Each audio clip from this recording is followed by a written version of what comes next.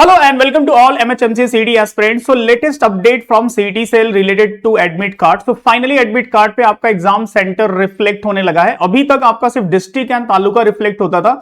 तो अभी आप देख सकते हो कि आपका एग्जाम सेंटर क्या है। सो उसके रिलेटेड जो इंस्ट्रक्शन मेंशन है, इंपॉर्टेंट इंस्ट्रक्शन, वो आपको क्या क्या इंपॉर्टेंट चीजें जो टेक केयर करनी है जिससे कि एग्जाम डेट को कोई प्रॉब्लम ना हो। इस वीडियो में मैं पूरा डिटेल में बताऊंगा, पूरा इंस्ट्रक्शन पार्ट में पूरा रीड करके जो भी छोटी छोटी चीजें हैं जो आप केयर कर सको जिससे कि आपको एग्जाम डेट को कोई प्रॉब्लम ना हो। तो फर्स्ट ऑफ ऑल आप सीडी सेल की ऑफिशियल वेबसाइट पे आप जा सकते हो एंड यहाँ पे जो आपका रजिस्ट्रेशन वाला पार्ट है जहां पे आपने यूजर आईडी एंड आपका क्रिएट किया होगा, तो यहां पे लॉगिन करके आपका हॉल टिकट डाउनलोड कर सकते हो। तो हॉल टिकट जब भी आप डाउनलोड करोगे तो कुछ इस तरह से आपको पूरा आपका दिखेगा, जहां पे आपका नाम होगा, आपका date of birth and exam का डेट, टाइम, एवरीथिंग आप देख सकते हो। आप फोटो देख लेना कि एग्जैक्ट आपका ही फोटो है, अदरवाइज कभी कभी टेक्निकल इश्यूज की वजह से फोटो चेंज हो जाते हैं। ठीक है, तो अभी आपके जो यहाँ पे आपका डिस्ट्रिक्ट एंड तालुका दिख रहा था, वहां पे आपको ये वाला पार्ट आपका पूरा का पूरा एग्जाम सेंटर दिखेगा कि आपका एग्जाम सेंटर क्या कहां पे गया है।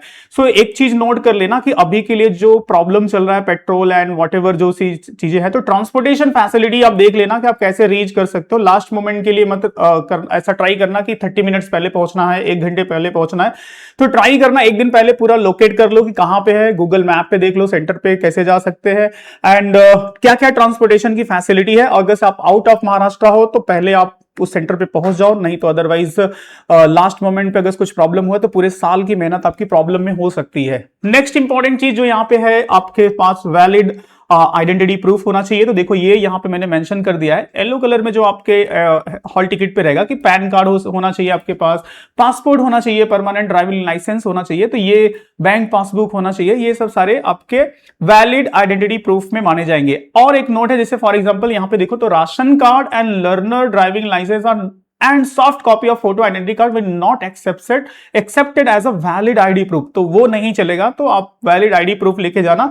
सेकेंड इंपॉर्टेंट थिंग देखो, जो यहां पे आपको सिग्नेचर्स के लिए है, तो ये सिग्नेचर आपको इन्विजिलेटर के सामने करना है, अभी नहीं करना रहेगा। और यहाँ पे आपका जो इन्विजिलेटर होगा वो साइन करेगा। और यहाँ पे जो भी रिसेंट आपका फोटो है, जो आपने यहाँ पे फोटो अपलोड किया, अगर वही सेम फोटो लेके जाओगे तो it is well and good. Otherwise आपका जो भी हो मैच करना चाहिए। ऐसा ना हो कि 2 साल 4 साल 5 साल 10 साल पुराना फोटो आप लगा दो, तो वो थोड़ा सा प्रॉब्लम हो सकता है। सेकेंड थिंग, आपका यहाँ पे जो बार कोड है आपके एडमिट कार्ड पे, ये प्रॉपर दिखना चाहिए, क्योंकि इससे आपका जो वहां पे बायोमेट्रिक अटेंडेंस होगा इसको स्कैन करके किया जाएगा। सो ये वाला पार्ट हो गया।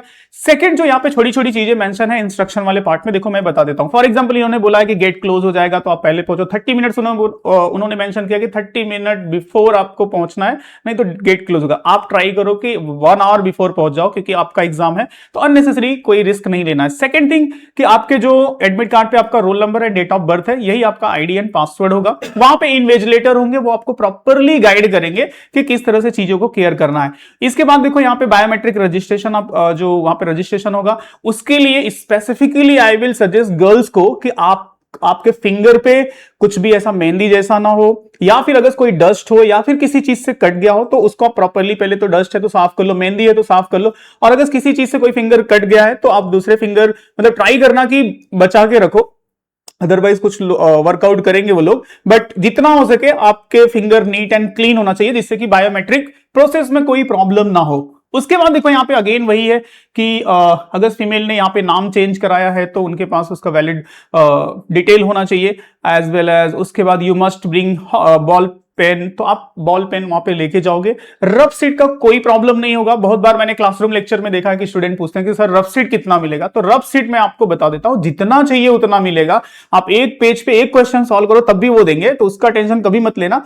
जितना आपको रिक्वायरमेंट होता है नीट एंड क्लीन रफ करना, ठीक है। By the way after exam वो लोग रफ सीट अपने पास रख लेते हैं, तो वो उनको देना होता है। वो लोग कुछ इंस्ट्रक्शन भी करेंगे कि आपको रफ सीट पे आपका registration number, roll number, date of birth लिखना है, तो वो सब आप सारी चीजें फॉर्मेलिटी आप वहां पे कर लोगे। उसके बाद you must report the examination 30 minutes. मैंने आपको बता दिया कि आप चाहो तो 1 घंटा पहले पहुंच जाओ, अननेसेसरी क्यों रिस्क लेना है।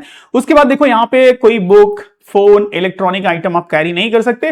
This is my personal suggestion is what कि आप अननेसेसरी कोई प्रीसियस मेटल मत कैरी करो, क्योंकि देखो कहीं कहीं किसी सेंटर पे सिक्योरिटी का सिस्टम होता है, कहीं पे कैमरे होते हैं, बट मैंने ऐसे बहुत सारे सेंटर देखे हैं जो थोड़े से रूरल एरिया में या फिर ऐसा आउट ऑफ सिटीज होते हैं, तो वहां पे बहुत अच्छे सिक्योरिटी सिस्टम नहीं होता, इवन कैमरा भी होता है तो चल रहा है कि नहीं चल रहा वो आपको भी नहीं मालूम। तो ट्राई करो कि फोन तो भी चलो सब लोग कैरी करते हैं, बट अननेसेसरी कोई भी ऐसा इलेक्ट्रॉनिक या प्रीसियस मेटल या फिर ऐसे चीजों को आप कैरी ना करो तो ज्यादा बेटर है। अदरवाइज कोई फैमिली मेंबर है तो आप उसको वहां पे एग्जाम सेंटर के बाहर दे सकते हो।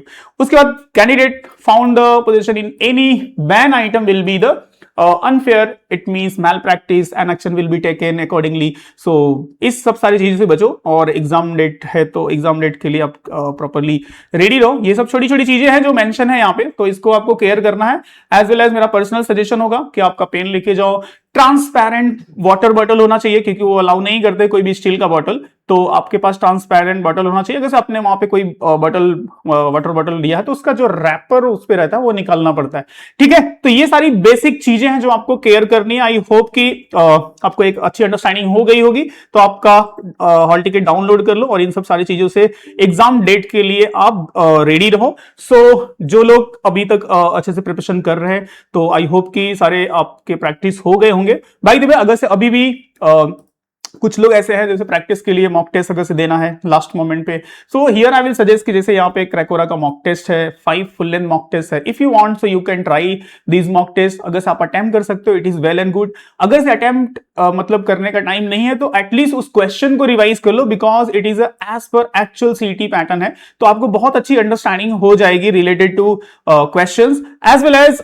मैं एक सजेशन दूंगा कि जो लोग अगर से नेक्स्ट ईयर के लिए कोई स्टूडेंट प्लान कर रहा है कि अगर मुझे नेक्स्ट ईयर देना है, या फिर आपके कोई रिलेटिव या तो कोई फ्रेंड अगर से नेक्स्ट ईयर के लिए प्लान कर रहे हैं, so you can suggest to them 27 के लिए यहाँ पे 1 मई से बैच स्टार्ट हो रही है specifically for the MCA student. चाहे आप एमसीए सीडी टारगेट कर रहे हो, नीम सीडी टारगेट करो, सीयूडी पीजी टारगेट करो, जिसमें मिनिमम 20 स्टूडेंट पर बैच होंगे, ठीक है। और कंप्लीट सिलेबस जिसमें आपको रिकॉर्डेड एंड लाइव एंड पूरा कंप्लीट स्टडी मटेरियल प्रोवाइड किया जाएगा, एंड पीरियडिकली आपका test, topic test and sectional test पूरा मॉनिटर किया जाएगा जो फैकल्टी अपने गाइडेंस में करेंगे। एंड एक under the guidance of the expert faculty आपका पूरा कंप्लीट प्रिपरेशंस की फैसिलिटी है। So if anyone, so you can enquire, number यहाँ पे मेंशन है, you can visit our website. And 1-to-1 counselling के लिए मेरा सजेशन होगा, 1-to-1 काउंसलिंग के लिए पहले कॉल कर लो, अंडरस्टैंड कर लो, and after that you can proceed for the admissions part। okay, so that's it in this video